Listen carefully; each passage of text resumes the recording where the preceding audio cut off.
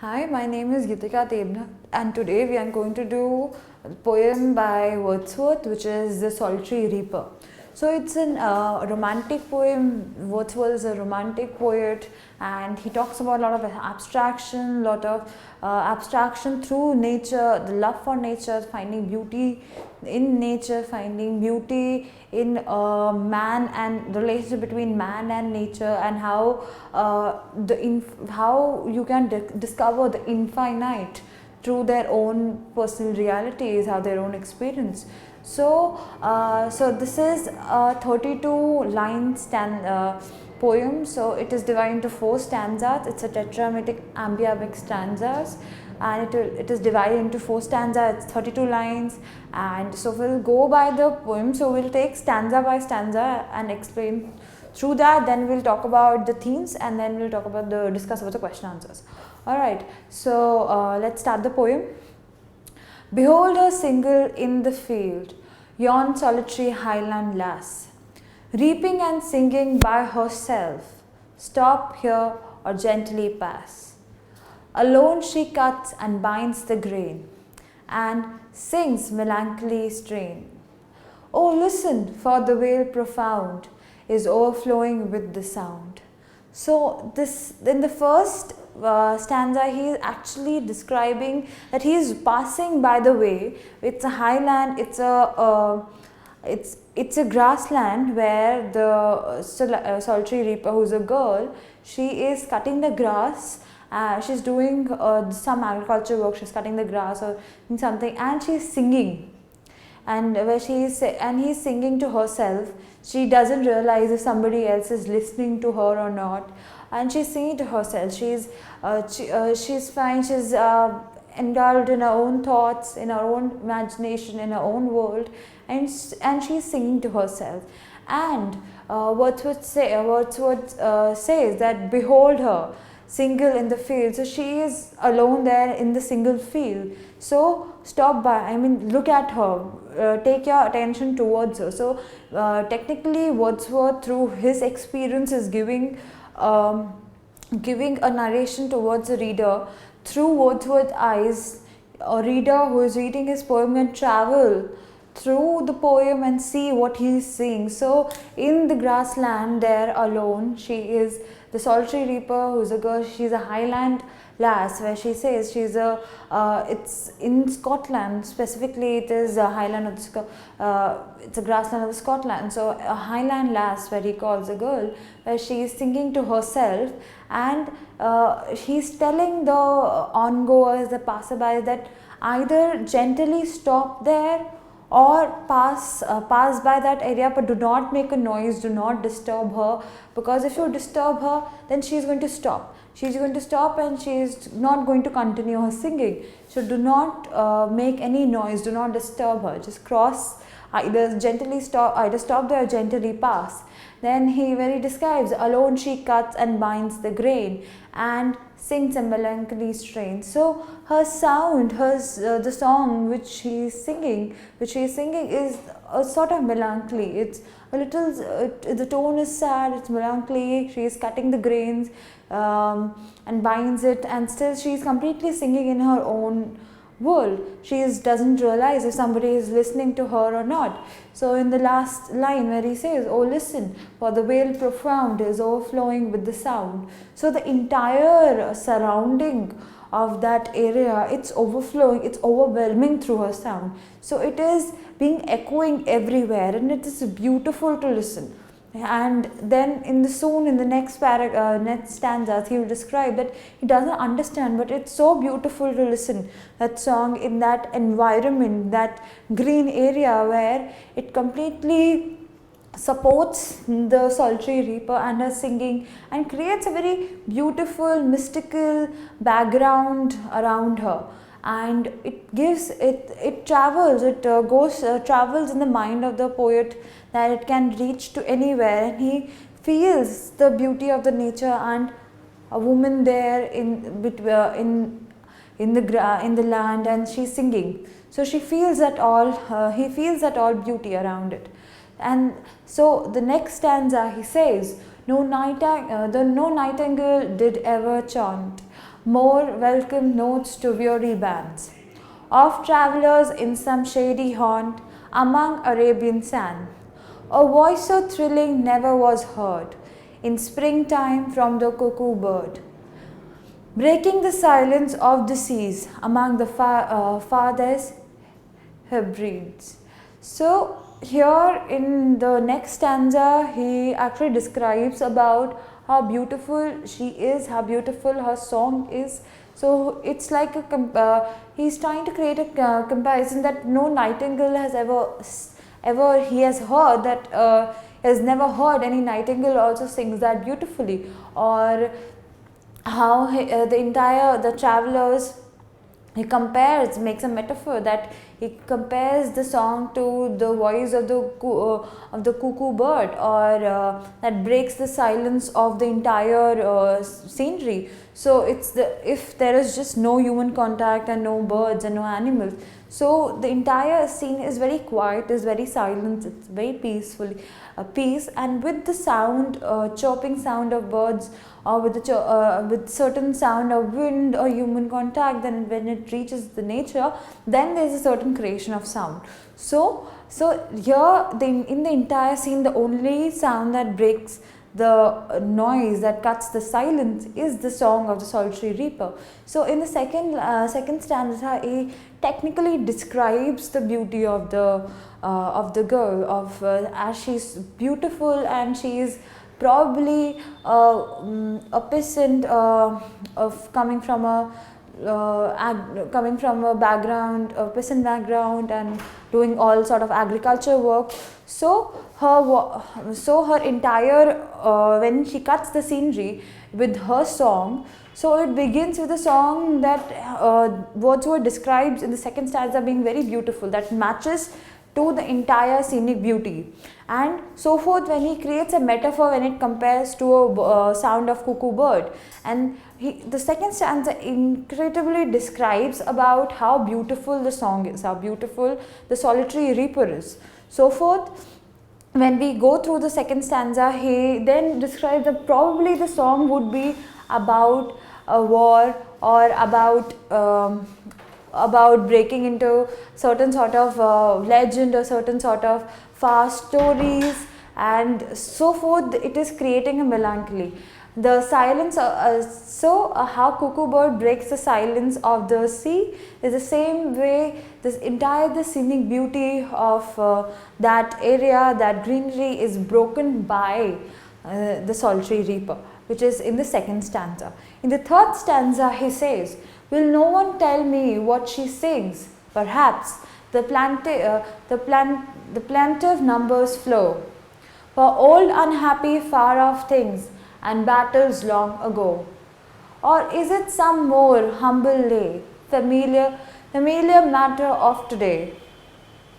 Some natural sorrow, loss or pain that has been and may be again."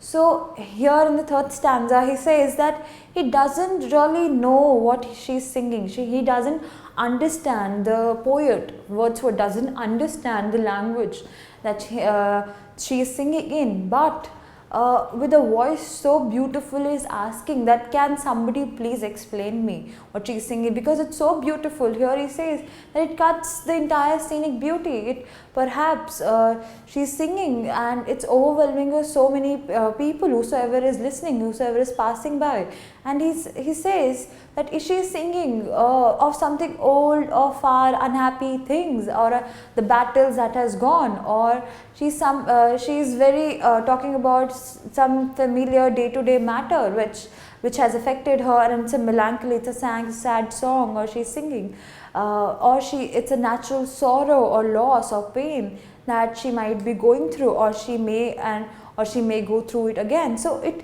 can be a love song, it can be a sad song, but it was a melancholy. It created a very sorrow, sad sort of tone it had. So he is asking that, can somebody explain me what she says? Can somebody tell what she sings? Because he doesn't understand. So in the first stanza, where he stops, he tells the readers to behold her, and Here he notices Highland lass singing in the solitary reaper, and where he describes what work she is doing and she is singing to herself. In the second stanza, where he describes about what work, how beautiful she is, how beautiful her surroundings are, how she is creating a mystical mystery around her, mystical approach to it. In the third, he questions that she doesn't know the language, he doesn't know the language, Wordsworth, the poet doesn't know the language, so he's also telling the reader that he doesn't know the language, and he wants somebody to explain it to him, so that he can understand what pain she is talking about, what song is she singing, what is the meaning of it. Is it of some old legend stories or some battle, or her unhappy day-to-day situations which may happen again, which have been in her past, certain pain, certain loss. We're explaining that. He is talking about, he's asking to explain him those things. In the last stanza, where he says, whatever the theme the maiden sang, as if her song could have no ending. I saw her singing at her work and over the sickle bending. I listened motionless and still, and as I mounted up the hill, the music in my heart I bore, long after it was heard no more.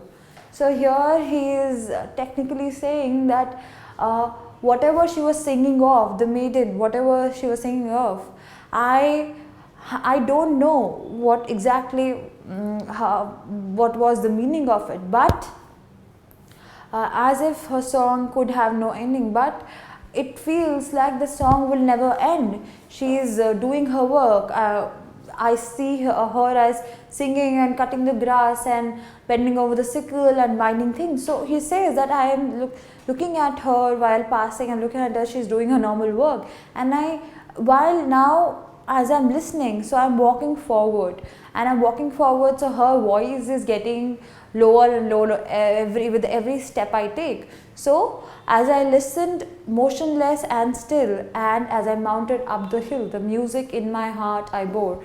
So as he is going forward in the uphill, where he is going up as uphill, so as the steps he is taking forward, so the music is getting lower. So music is her song is getting lower, her voice is getting lower. So she technically is not, at a point becomes unaudible completely. So she's technically having, at a point he crosses the entire area, he is not able to hear. So he says that even when I have crossed that area and her voice has now gone, I cannot sing this, cannot hear her singing, I still carry that music in my heart and take forward and continue with my journey long after it was heard no more. So I keep it in my heart and carry forward with my journey and keep going with it without any since I have stopped learning, so stop hearing that music and I will be going forward. So this is how it ends. So let's once go through and then discuss the motives and the themes of the poem. So where the poem says that, behold her single in the field, yon solitary highland lass, reaping and singing by herself, stop here or gently pass. Alone she cuts and binds the grain and sings a melancholy strain. Oh, listen for the wail profound, it's overflowing with the sound. No nightingale did ever chant more welcome notes to weary man's, of travellers in some shady haunt among Arabian sands. A voice so thrilling never was heard in springtime from the cuckoo bird, breaking the silence of the sea among the farthest Hebrides. Will no one tell me what she sings? Perhaps the plaintive numbers flow for old unhappy far off things and battles long ago. Or I sit some more humbly lay, familiar matter of today, some natural sorrow, loss or pain that has been and may be again. Whatever the theme the maiden sang, as if her song could have no ending. I saw her singing at her work and over the sickle bending. I listened motionless and still, and as I mounted up the hill, the music in my heart I bore long after it was heard no more. So it's the entire poem is a very introspective in idea. It talks about how imagination travels of a man, or how if once we just get still and find beauty in the small little things, our imagination can travel, which gives us a lot of peace. And when that travels, we start noticing everything around us. When we notice things all of around us, so it gives us a lot of peace, it gives us a lot of pleasure, it gives us a lot of serenity within. So when he says that or familiar matter of today, some natural sorrow, loss or pain that has been and may be again. So in these lines he is not just only reflecting to the fact that the pain of the song, the melancholy, the sorrow, the pain of the solitary reaper, but rather also that entire pain of something that Wordsworth might have gone through, or he can relate to that sort of singing, or he is traveling back to time and forward, where certain experience have also hit him, and he is going through that sort of sorrow as well with her, who is the solitary reaper who is singing. So when he passes the entire area, he carries that song with her. So he's taking that song with her and he's going forward with it, and he doesn't want to think beyond it. So he's finding the infinite within the finite zones that he has, especially in the nature. So he's creating an abstract idea of beauty, an abstract idea of how the nature complies to human, and how these both when teamed together can be very beautiful. So here there is the surrounding, the serenity, that the green land, that where the solitary reaper is singing, it's adding to the beauty of the song, it's adding to her own beauty. That's how the scenic beauty is, so and so forth. The scenic beauty becomes more beautiful with the solitary reaper there. So the entire scenery becomes pleasing to the eye. So when Wordsworth crosses by that area, so he sees, firstly he sees it's amazingly beautiful, the entire scenery is amazingly beautiful, and then she notices a young woman who is who is doing her work, who is cutting the grass, minding them with a sickle. So she's doing her work and she's singing to herself. So just not the idea of this, that scenery becomes beautiful, but also with the song that she's singing, it becomes more beautiful. It's so melancholy, it has such a melody, it's so beautiful, it's so melodious that he wants to carry that song, the memory of that song, even if he doesn't understand, to forward with his journey and travel it. So it tries to create a mystery around it, mystery around the woman, mystery around the scenic beauty, mystery around whatever she's singing, because he doesn't understand that. So, going by the themes, what it says, okay, so the rhyme scheme of the poem is A, B, A, B, C, C, D, E. So your rhyme scheme, you recognize or identify the rhyme scheme by the last words of the ending sentence, like behold a single in the field, yon solitary highland lass, reaping and singing by herself. So feel stop here or gently pass. So lass and pass here becomes your rhyming scheme. Then alone she cuts and binds the grain and sings a melancholy strain. So again grain and strain, so that becomes, so that follows, this sort of rhyme scheme follows in the entire poem. So the rhyme scheme of the poem is A, B, A, B, C, C, D, D. So remember the rhyme scheme. Alright, and then the major themes, it's a 32 line poem which has 4 stanzas. It's a romantic poetry, it's a romantic poem. William Wordsworth is a romantic poet, talks about the beauty of the nature, especially the abstraction and the beauty of the nature relating to human lives. He finds beauty in that sort. So talk about that. I mean, that's the major idea of the entire poem. Then the major themes of the poem be it technically talks about how powerful the imagination could be.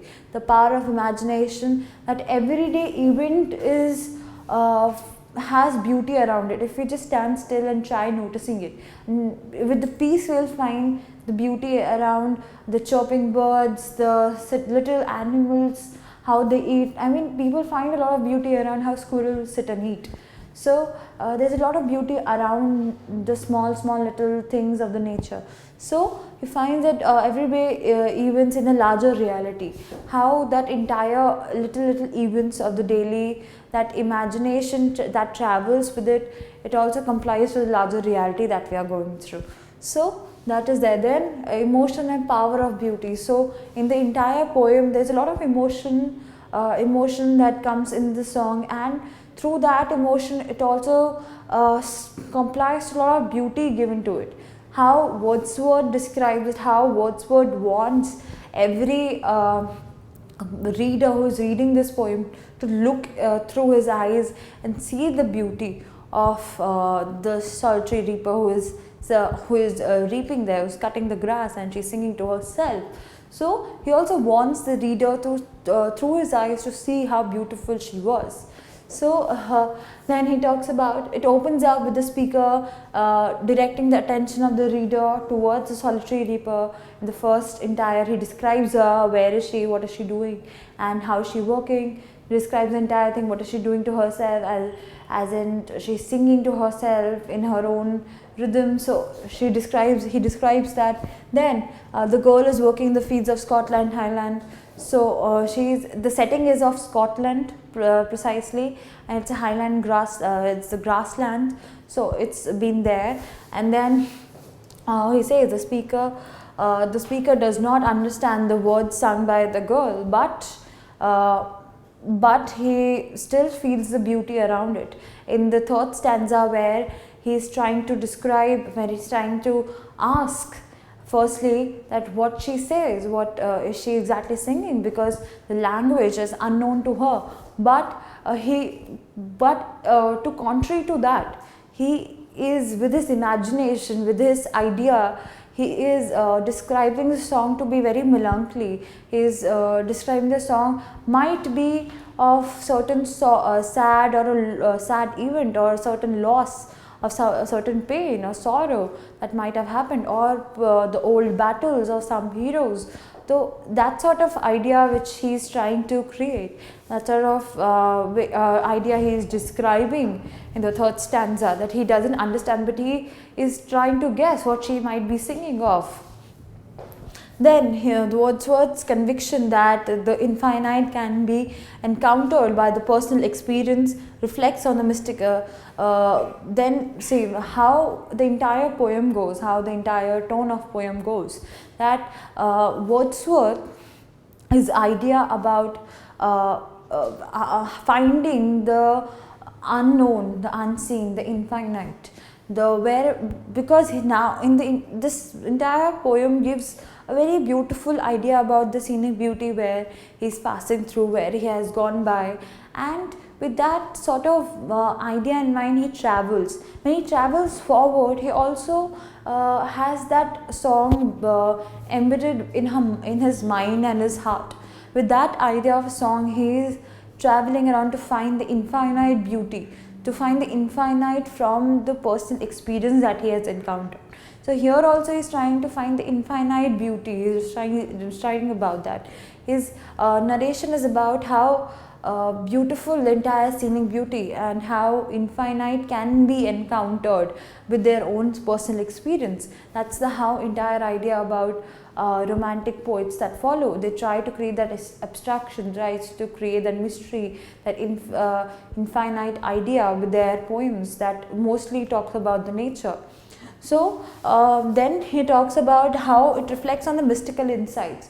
So the solitary reaper, she is working in that green land alone, and she's cutting the grasses. She's also creating a mystery around her, that who is she, what is she singing, and she's singing so beautifully, and she's continuously working in her own rhythm, and she's not even noticing around. So it's kind of creating a mystery around her in terms of how she's singing, how she is doing her work, and where does she live, because the poet doesn't understand what she's singing. Neither the readers here understand. When we read the poem, even we don't understand what she's singing, but through the description of the poet, we think that she's singing something very melancholy, a sad sorrow song. So that happens, and then there's immediacy of personal experience giving the idea about reality. So here, because it's Wordsworth have experienced this and he is writing, so it is since it kind of creates an immediate idea about how the beauty would be, how the scenery would be of around where he travels. So it is also his personal experience, how through his writing the entire poem, and how the his immediacy to revive all those beautiful experiences that he had, and then feeling close towards nature. So that's how is in Tintern Abbey. He has, it's a poem from his entire collection of Tintern Abbey, where he is talking about a lot about nature and human contact with the nature, and a lot of beauty that he's encountered through nature. And then he talks about specifically the aim of romantic poets like Wordsworth, Coleridge, P.B. Shelley. So their idea about idea is basically to express the abstract idea using concrete images, usually from nature. So there is a certain sort of love that they create, they have it with nature. So they more beyond the human contact, beyond the human land, they have certain sort of different love and beauty they find in nature. So when they find that sort of beauty in nature, they are so close to it that beyond it, they try to create an abstract idea with it, with noticing small things, from rising of the moon, rising of the sun, to sunset, to the green lands, to birds, through animals and everything. Even a little leaf can be idea of beauty for them. So wind, rain, anything. So their images technically, in the poem, when they write, the images technically they have in mind is a concrete image of the nature, and the beauty and the love they feel about the nature. So that's just basically aim of how, in what sort of mind framework they write. So to talk about the question answers, whenever you start any answer of whatever question it's asked, remember that to mention the name of the poem and the name of the poet, so that the examiner knows that you know the entire, you have read it and you know the poet, you know the poem. They will give you a stanza, one stanza, maybe few lines, and then from that they will ask you about to describe what song she is singing, and or they will ask you how he doesn't understand, where he says, will no one tell me what she sings, in quotes, to explain this line, where you have to tell them that the poet doesn't understand the language, but he's asking that if somebody can explain him, and then he assumes that her song can be sad, or it can be of something of unhappy movement that happened. So that sort of answers will be asked. Largely talk about the rhyme scheme which is there, talk about the theme, that it talks about the power of imagination and the nature's beauty, and creating a mystery around that beautiful solitary reaper. They will tell you to how he has described the entire, in the first stanza, how he has described the solitary reaper. So you have to talk about how she is alone there and she's singing to herself, she's doing her work and she's singing to herself. So it's an easy self-explanatory poem, it's an easy poem. You have to read at least twice to understand the lyrical ballad of it. It's like a song, it's a rhythmic lyrical ballad of it, and then you can easily answer the questions. So there usually won't be any long answer, but there will be answers taking a stanza or taking few lines of the poem, and then be described about it, and talk about definitely write the name of the poem and the poet. So that's how it goes. And read the poem, talk about different comparisons or metaphors that he's trying to make with the cuckoo bird, or how the entire silence in the scenery is being cut by the cuckoo bird, and leaving comparing it to the silence of the sea, and how the travelers pass by and they feel beautiful about the scenic beauty, how they is telling the onlookers or the passerbys to stop, and if you don't disturb her, if you want to be there, sit there and listen, like gently stop there and listen and do not disturb, or gently pass, but don't disturb her, don't disrupt her song, because she'll stop, and the beauty coming out of her song and with the scenery around will not be experienced by people. So remember all of these and then attempt answers. Thank you.